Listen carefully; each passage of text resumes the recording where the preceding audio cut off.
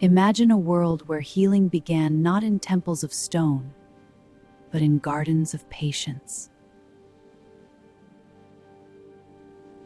where physicians learned from gardeners and medicine grew from sacred soil. Welcome to the healing gardens of ancient Egypt.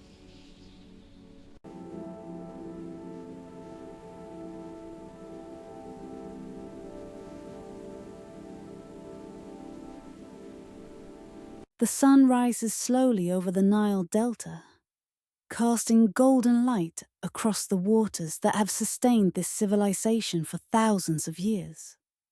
As the first rays touch the temple walls of Karnak, they illuminate something often overlooked in the grandeur of ancient Egypt.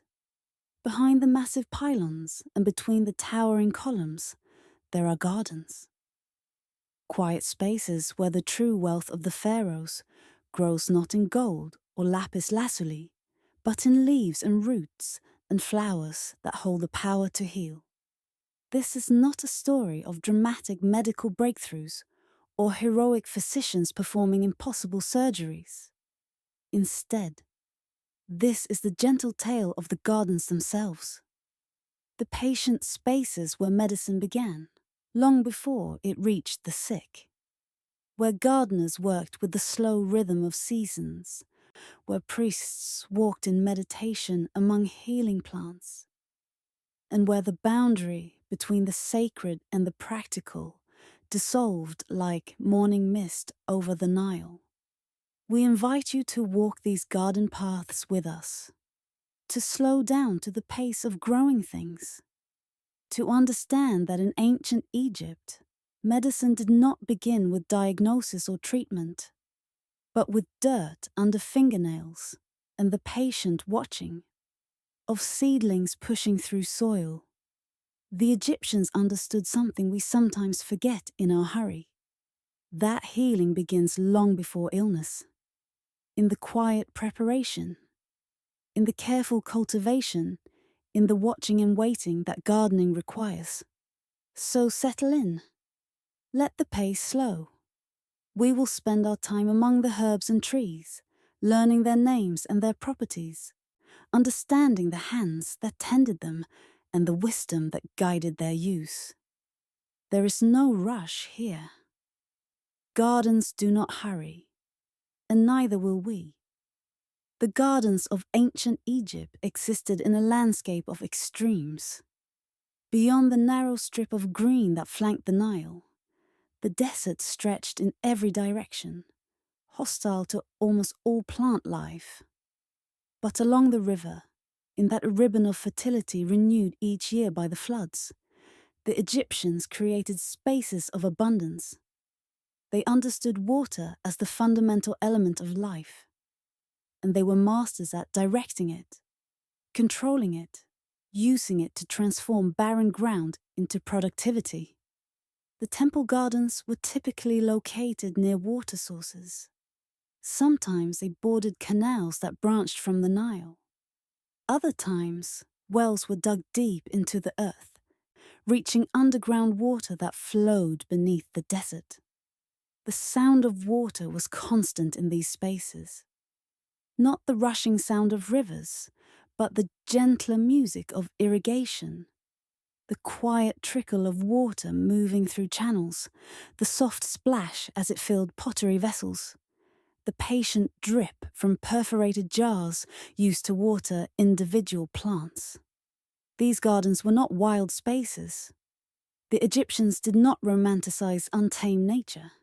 To them, order was sacred, and chaos was what had to be controlled and shaped into usefulness. Their gardens reflected this worldview. They were geometric, organized, planned with the same precision that went into their temples and pyramids.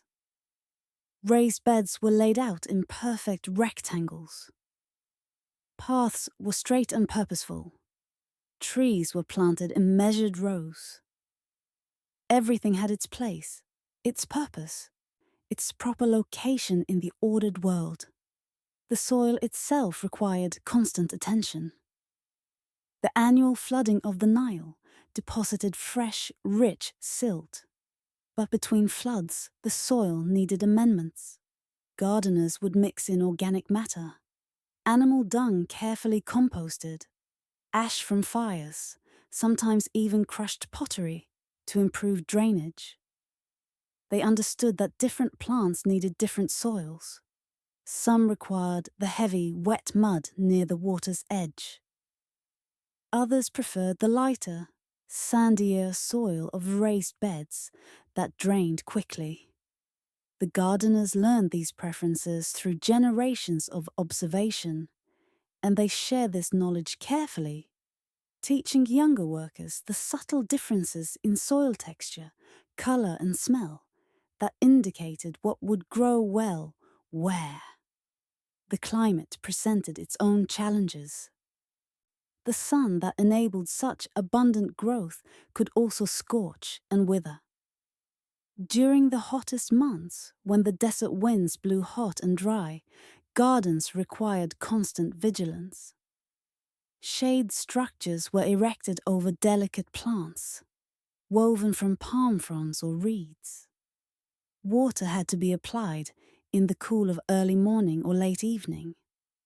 Some plants were temporarily covered with damp cloth during the worst of the midday heat. The gardeners learned to read the plants themselves, recognizing the subtle signs of heat stress before damage became permanent. In the temple gardens at Karnak, which we might use as our primary example, the space dedicated to medicinal plants covered several acres. It was divided into distinct sections, each devoted to different categories of healing.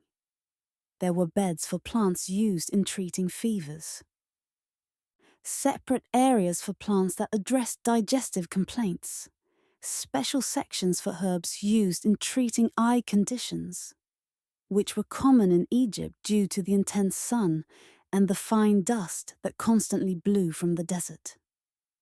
Each section was marked with small stone markers inscribed with hieroglyphs identifying the plants and their primary uses. The walls that surrounded these gardens served multiple purposes. They provided protection from winds. They kept out animals that might damage the plants.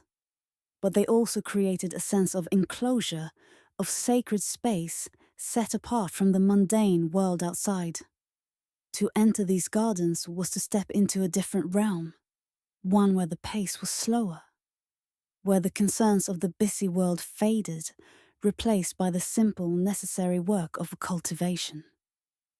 The people who tended these sacred gardens occupied a particular place in Egyptian society.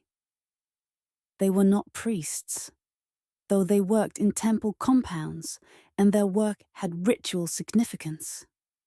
They were not physicians, though they provided the raw materials that made medicine possible.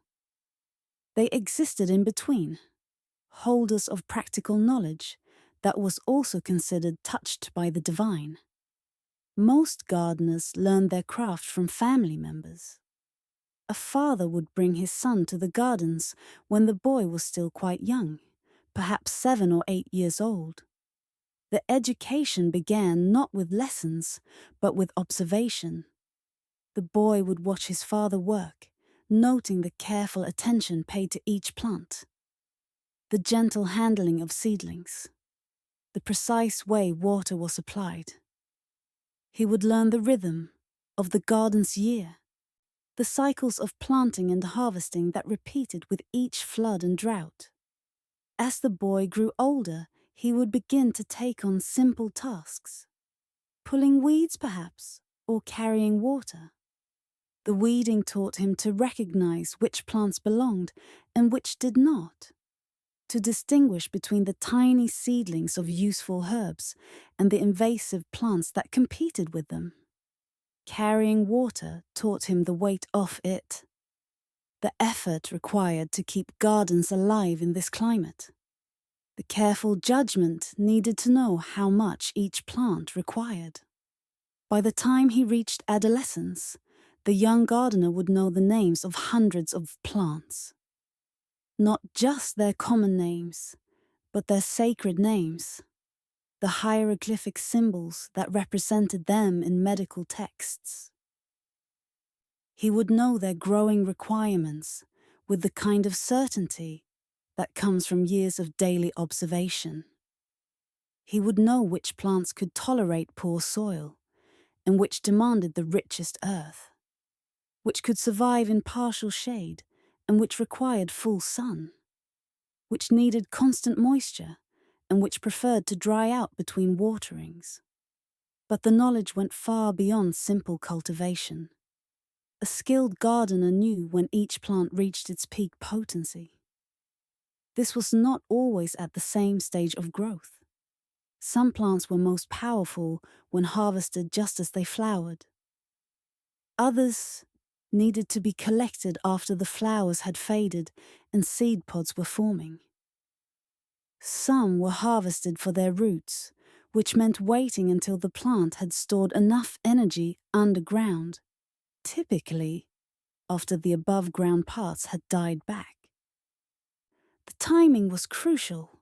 Harvest too early, and the medicine would be weak. Wait too long, and the active properties might have diminished or changed. The gardeners also understood that the time of day mattered. Many aromatic plants were harvested in the early morning, after the dew had dried, but before the heat of the day caused their volatile oils to evaporate. Root crops were often harvested in late afternoon, when the plants had spent the day photosynthesizing and moving sugars down into their roots. Some harvesting was done by moonlight, particularly for plants used in remedies with spiritual or magical components. Though the practical reason was often that lunar light was sufficient for the work while being gentler than the harsh sun. The tools used by gardeners were simple but effective. Bronze blades for cutting stems cleanly. Wooden digging implements for working the soil. Clay pots of various sizes for transplanting. Baskets woven from palm fronds for collecting harvested materials. Sharp flint knives for taking cuttings or performing delicate harvesting of specific plant parts. Each tool was maintained with care, kept clean and sharp, treated as essential equipment for important work. Experienced gardeners developed a kind of intuitive sense about plants. They could tell by touching a leaf whether a plant was healthy or beginning to struggle. They could judge by smell whether herbs had been properly dried or had begun to lose their potency. They could look at a garden bed and know immediately if something was amiss, if plants were too crowded, if water was pooling where it shouldn't, if pests had begun to attack. This sensitivity came from years of paying close attention, of learning to notice small changes before they became large problems. The relationship between gardeners and physicians was one of mutual respect but clear hierarchy. The physicians held higher social status. They were educated in the houses of life. They read the medical papyri. They attended to nobles and sometimes even to the pharaoh himself. But good physicians knew that their art depended entirely on the quality of materials the gardeners provided. A remedy precisely prepared according to ancient formulas would fail if the herbs used were poorly grown, harvested at the wrong time, or improperly preserved. Some senior gardeners were consulted by physicians about plant properties. When a physician needed an ingredient not commonly used, he might ask the head gardener whether a substitute existed, whether a similar plant might provide comparable effects.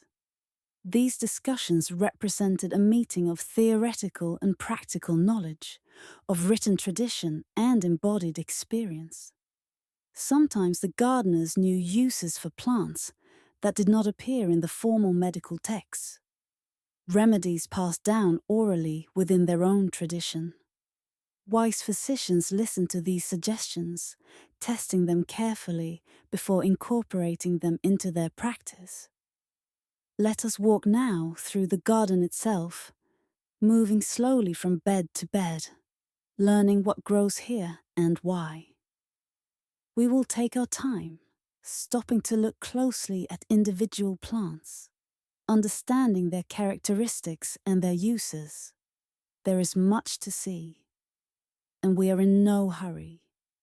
Near the entrance to the garden, in beds that receive morning sun but afternoon shade, grow plants used for treating fever and inflammation.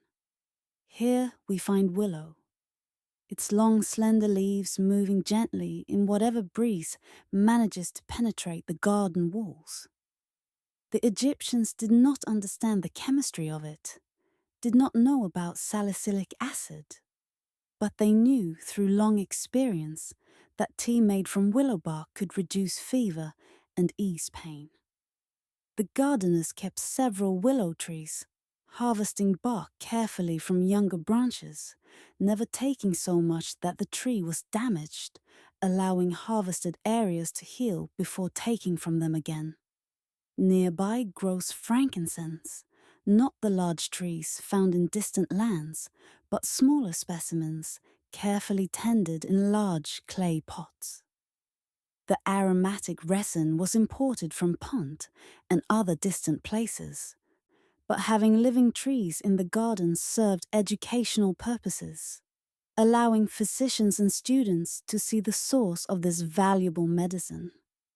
The resin itself was used in countless remedies, both for its medicinal properties and for its preservative qualities. It appeared in treatments for wounds, in remedies for respiratory conditions, in preparations meant to purify and protect.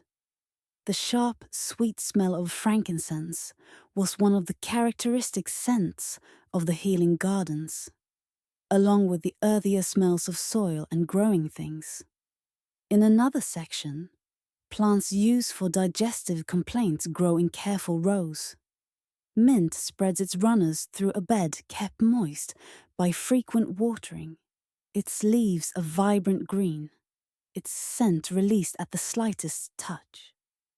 The Egyptians used mint to settle upset stomachs, to ease nausea, to improve digestion after heavy meals. Gardeners harvested it regularly, cutting it back to encourage fresh growth, drying bundles of it in shaded areas where air could circulate around the leaves. Cumin occupies another bed, its delicate, feathery foliage quite different from the robust mint nearby. The seeds were what physicians wanted, tiny crescents harvested when fully ripe, but before they began to fall from the plants. Cumin seeds were used in remedies for indigestion, for intestinal gas, for various stomach pains. They were also used in cooking, of course, one of many plants that serve both culinary and medicinal purposes. The gardeners understood that the distinction between food and medicine was not absolute in Egyptian thinking. Many substances that prevented illness when consumed regularly were also used in concentrated form to treat disease.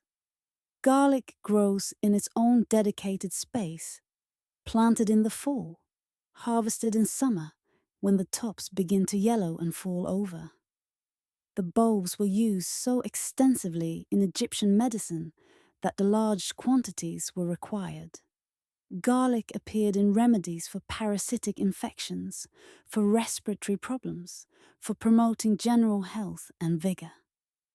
The laborers who built the pyramids received regular rations of garlic, onions, and radishes, foods considered strengthening and protective. The strong smell of garlic was associated with vitality and protection against illness. In shadier areas of the garden, where tall walls or trees block the direct sun for much of the day, plants that prefer less light are cultivated. Ferns grow here, valued for their ability to treat wounds. Their leaves were crushed and applied as poultices. Mosses were collected from the damp areas near irrigation channels, used to pack wounds. Their slight antiseptic properties noticed even if not understood in modern terms. The shaded areas remain cooler and moister, requiring less frequent watering, but more attention to fungal problems that can develop in such conditions. The beds devoted to eye treatments contain several specialized plants. The intensity of the Egyptian sun, combined with dust and wind, made eye problems extremely common. Many remedies focused on soothing irritated eyes, treating infections, addressing the various conditions that could threaten vision. Here grows a plant Egyptians called kohl plant, though its connection to the dark cosmetic used around eyes is complex. Some preparations used for eye health were also used cosmetically, as Egyptians understood that the antimony-based kohl they wore as makeup provided some protection against sun glare and possibly against eye infections. Aloe grows in a sunny, well-drained bed, its thick, succulent leaves storing water against drought. The clear gel inside the leaves was used for burns, for skin irritations, for wounds that were slow to heal. Gardeners had to be careful when harvesting aloe, cutting leaves at the base, allowing the gel to drain into clean containers, avoiding contamination that could spoil the medicine. Fresh aloe was most effective, so plants were often harvested just before use, though the gel could be preserved with other substances for longer storage. Castor plants grow in their own section, tall and somewhat imposing with their large, distinctive leaves. The seeds were pressed to extract oil used as a powerful laxative. This was strong medicine, used carefully and in measured doses. The gardeners who harvested castor seeds knew to handle them with respect, washing their hands thoroughly after the work, aware that the seeds themselves were toxic if eaten directly. The processing of castor seeds into oil was skilled work, done by specialists who understood the precise methods needed to extract the useful oil while leaving behind the toxic components. Poppy was grown in carefully controlled beds. The seeds were used in some remedies, but more valuable was the latex that could be collected from the seed pods. This required delicate work. The pods had to be scored at exactly the right time, when mature, but not yet dried. The milky sap that oozed from the cuts was collected on small tools and transferred to containers. This substance had powerful pain-relieving properties, used only for the most serious conditions. As the Egyptians recognized it, could be dangerous in large doses or frequent use. The gardens kept only small numbers of poppy plants, enough to supply the temple physicians, but not so many that the harvest became a significant source of opium. The work was reserved for the most experienced gardeners, those who could be trusted to handle potent medicine with appropriate caution. In beds near a small pond, water-loving plants thrive. Papyrus grows here, not for making paper, but for its medicinal roots. The young shoots were eaten as food, but the roots, dried and ground, appeared in various medicinal preparations.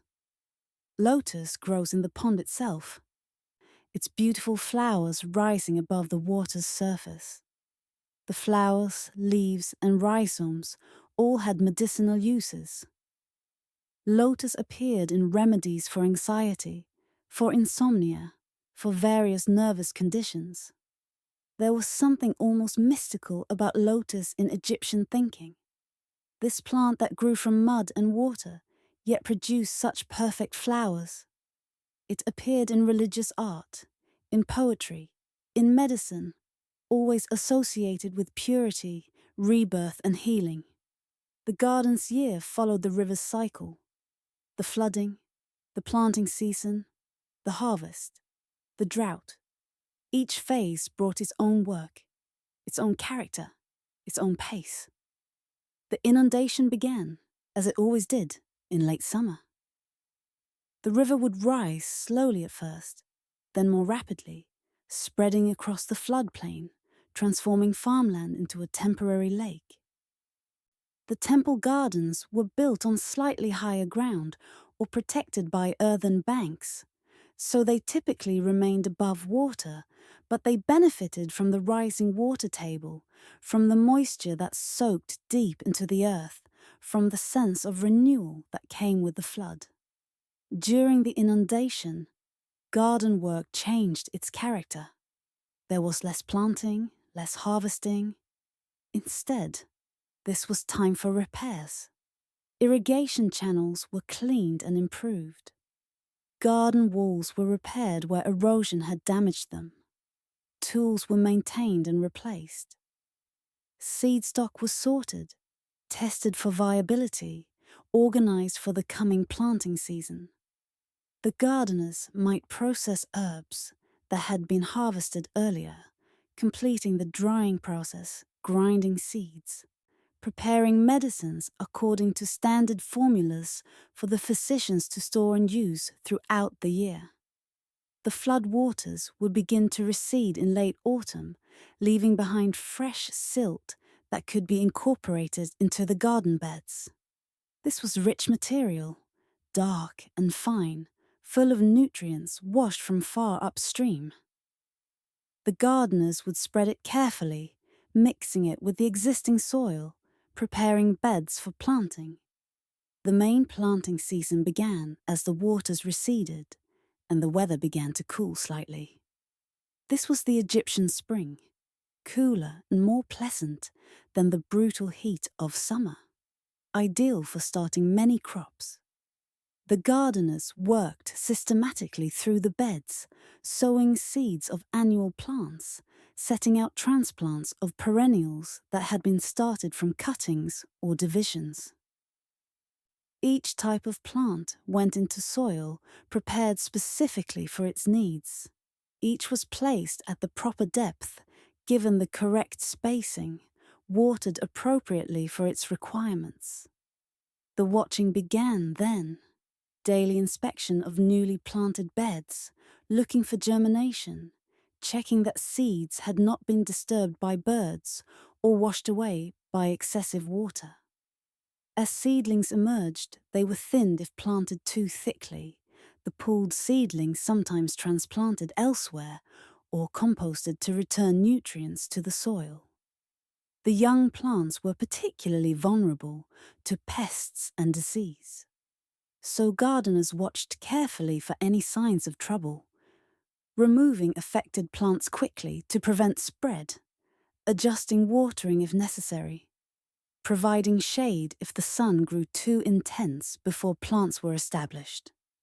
Through winter and into spring, the garden was at its most active.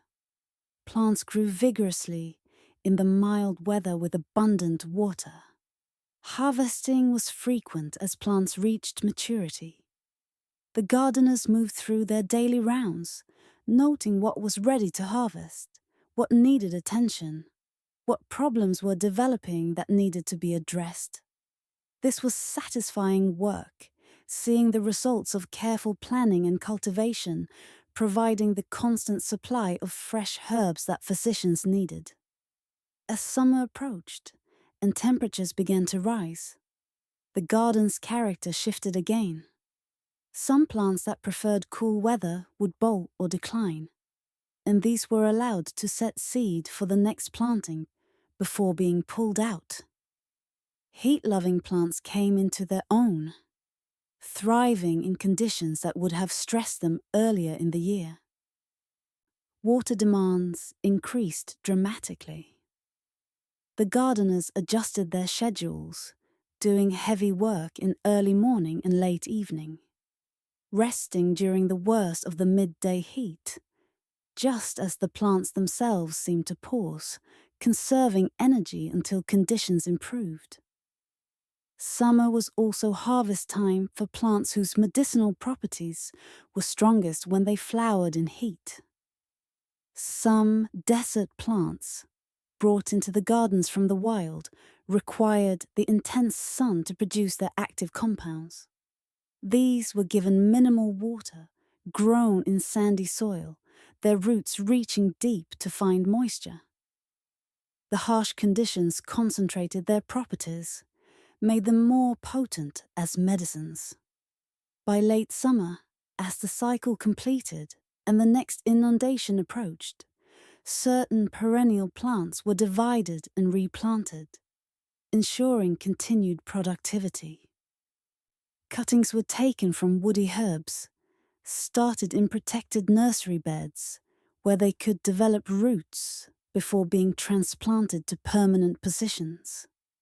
The experienced gardeners could judge which plants were beginning to decline in vigor, which needed to be replaced, which beds were becoming depleted and needed to be rested or heavily amended. The cycle would complete, the waters would rise again, and the garden would continue, as it had for generations, as it would for generations more.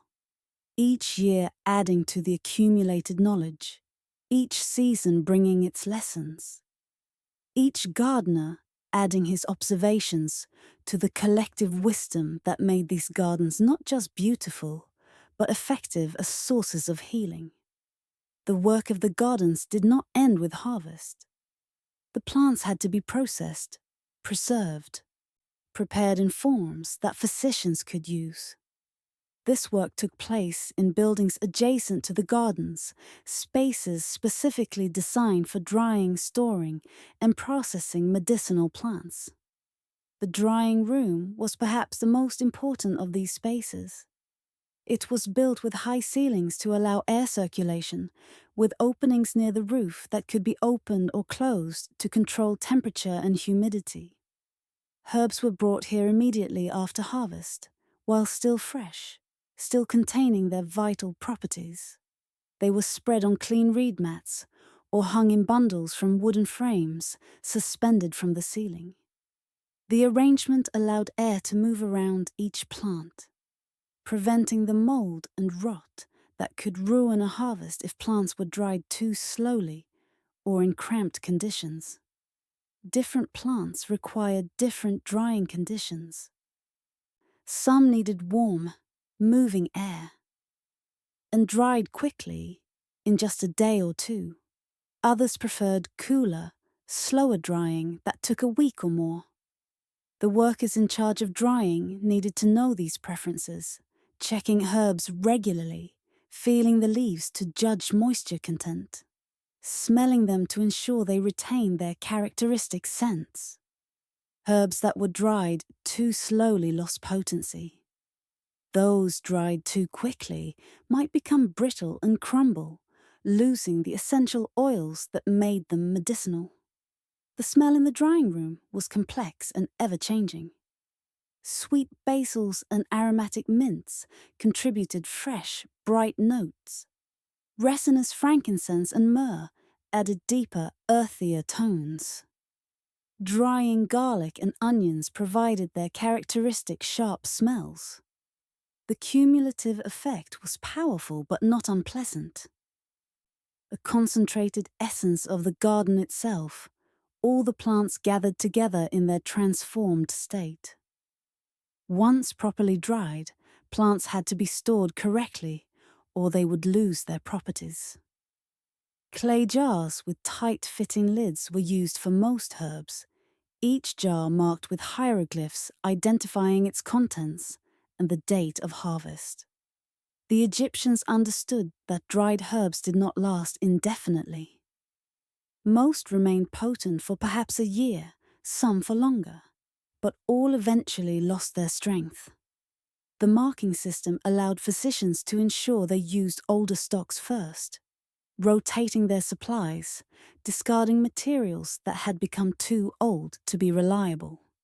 Some plants were processed further before storage. Seeds might be crushed or ground to powder. Roots were often sliced thin before drying, which sped the process and made them easier to use later.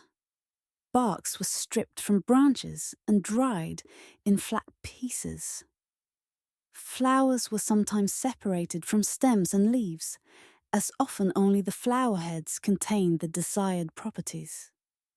Each processing decision was based on traditional knowledge about how the plant would be used, what preparations physicians would make from it, what form would be most convenient and stable. Certain plants required specialized processing. Castor seeds, as mentioned, had to be pressed to extract oil, a process that required specific equipment and considerable force. The seeds were crushed and heated slightly to soften them, then placed in a cloth bag and subjected to pressure using a beam press weighted with stones. The oil that squeezed out was collected in clean containers, allowed to settle so that any plant material separated out, then decanted carefully. The whole process took most of a day and required 2 or 3 workers. Aloe gel had to be extracted fresh when needed, but some preservation was possible for limited periods. The gel was mixed with other substances, sometimes honey, sometimes wine, sometimes gum arabic, creating mixtures that remained stable for weeks or months. These preserved preparations were not as potent as fresh aloe, but were useful when immediate harvesting was not possible. Poppy latex required very careful handling. It was dried slowly in shallow dishes, becoming a thick, dark substance that was later scraped up and formed into small cakes for storage. These were kept in special containers, marked clearly, stored in secure locations. Access to processed opium was controlled strictly, as its potential for misuse was recognized even in ancient times. Some processing produced byproducts that were also useful. The material left after pressing castor seeds, for instance, was composted and returned to the gardens as fertilizer. It was toxic for direct consumption, but broke down safely when composted.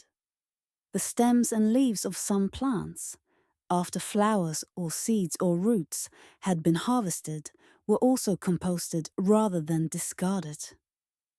Egyptians were practical people who wasted little. Certain times of year were devoted to large-scale processing. After major harvests, everyone available would help with the work. Young apprentices might be assigned to sorting and cleaning freshly harvested material, removing dirt, picking out dead leaves, cutting away damaged portions. More experienced workers handled the actual drying and processing.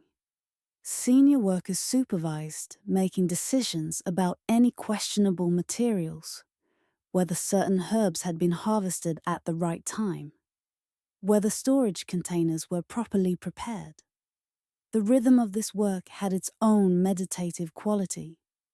The repetitive nature of sorting, cleaning, cutting, and arranging allowed the mind to settle into a calm focus.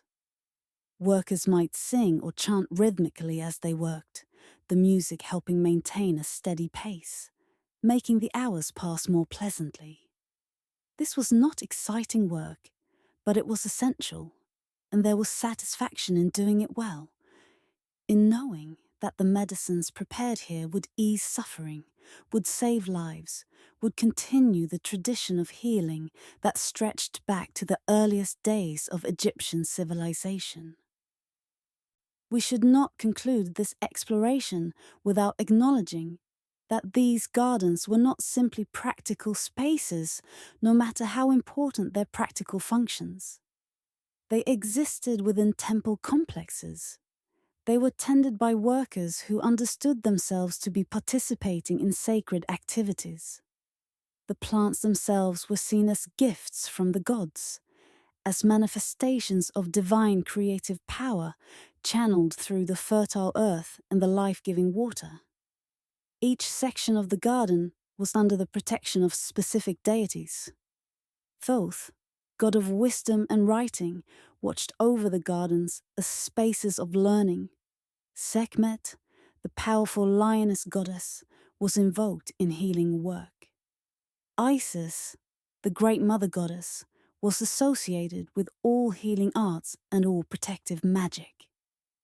Imhotep, the deified architect and physician, was honored in the temple precincts where these gardens grew. The workers in the gardens would leave small offerings at shrines devoted to these deities, asking for successful harvests, for continued knowledge, for the power to create effective medicines. The planting of certain important herbs was accompanied by ritual. Specific prayers were recited as seeds went into the ground. Incense was burned. Sometimes a priest would perform a blessing, dedicating the new planting to the healing gods. This was not empty ceremony, but an acknowledgement that the work of healing engaged forces beyond simple human understanding.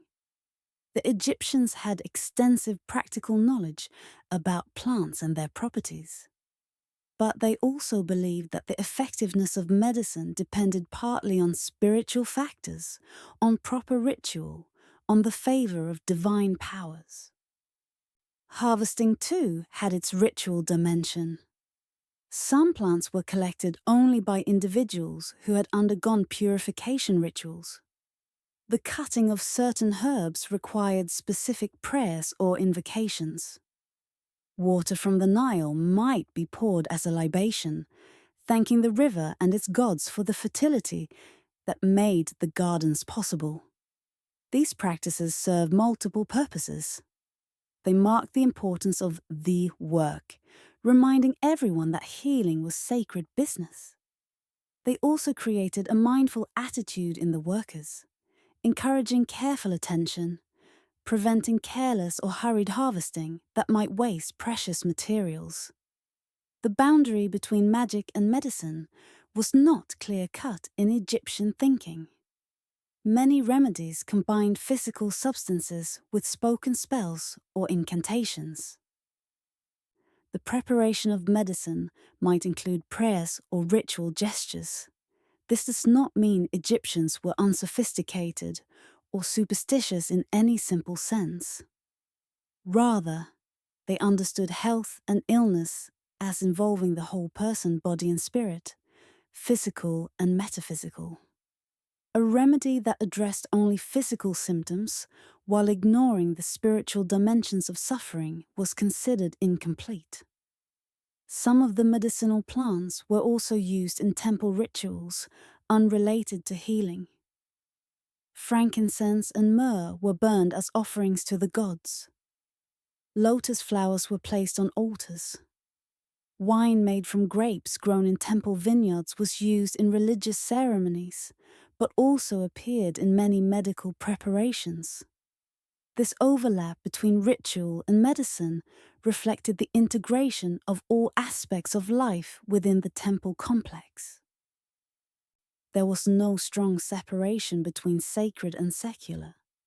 Everything was understood as participating in the divine order, the ma'at that kept chaos at bay and allowed life to flourish.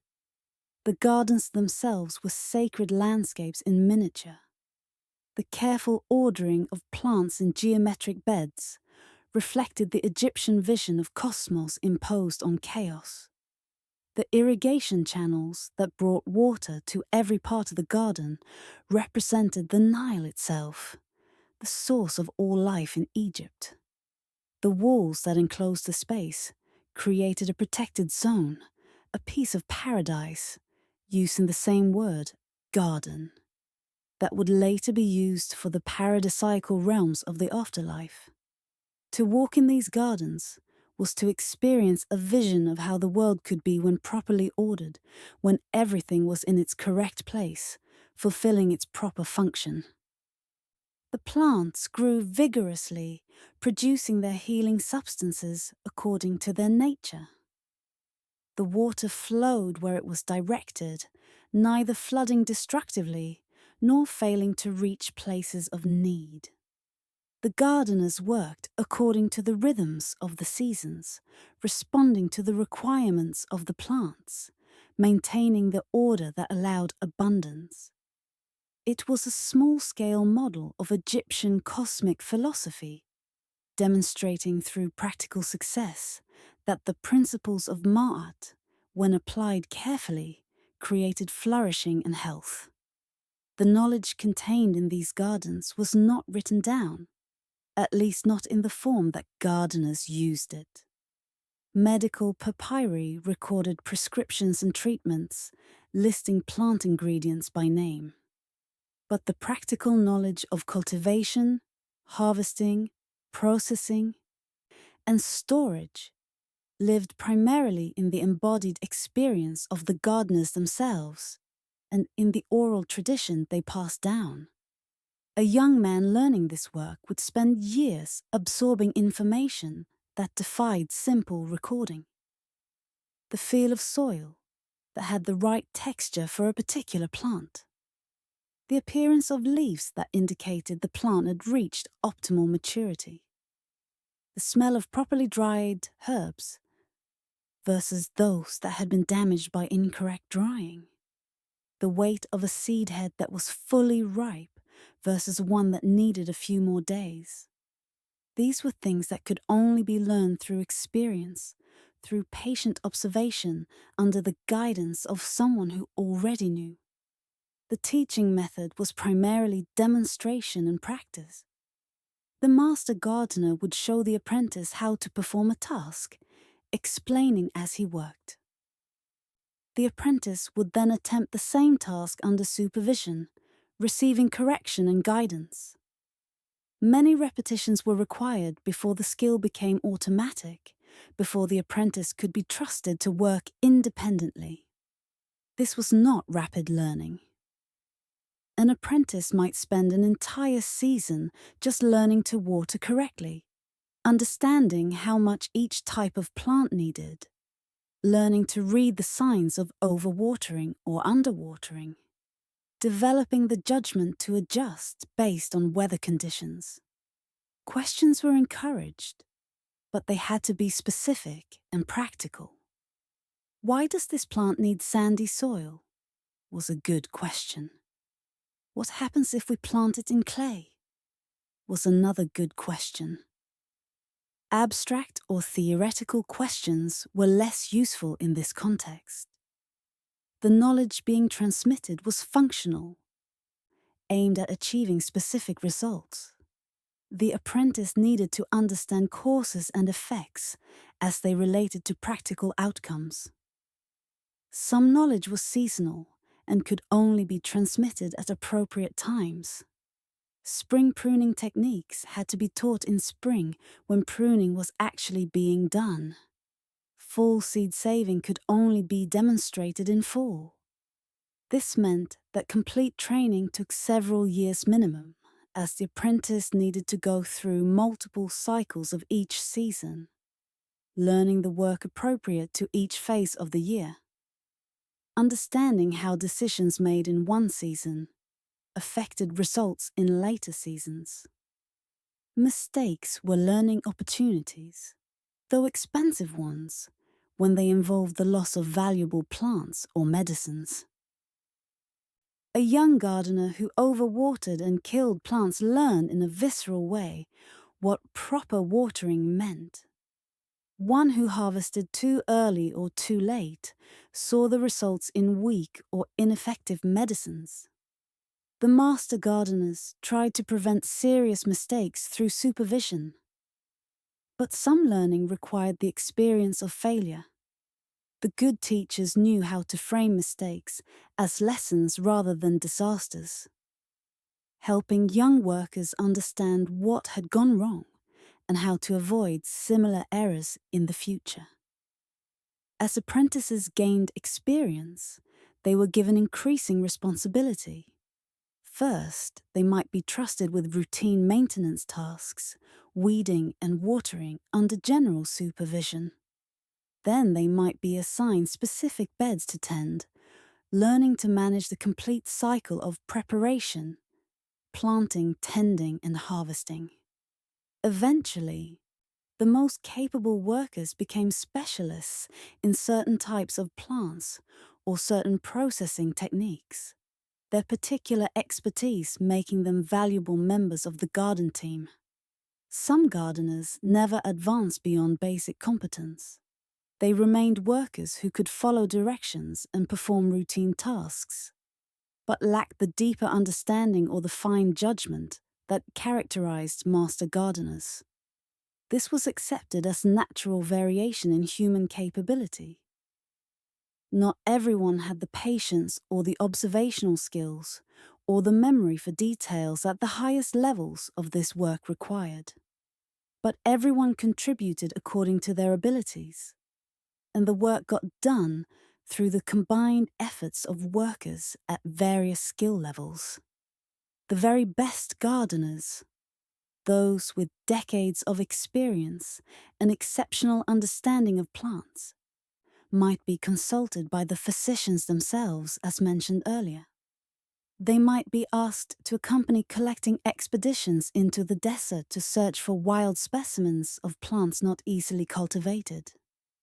They might train gardeners at other temples, sharing their expertise as a kind of traveling teacher. They were respected figures, honored for their knowledge, their work considered essential to the functioning of the temple and its medical services. The knowledge also moved in unexpected directions. Gardeners who traveled to other temples would bring back information about plants grown there, about different cultivation techniques, about remedies not known in their home region.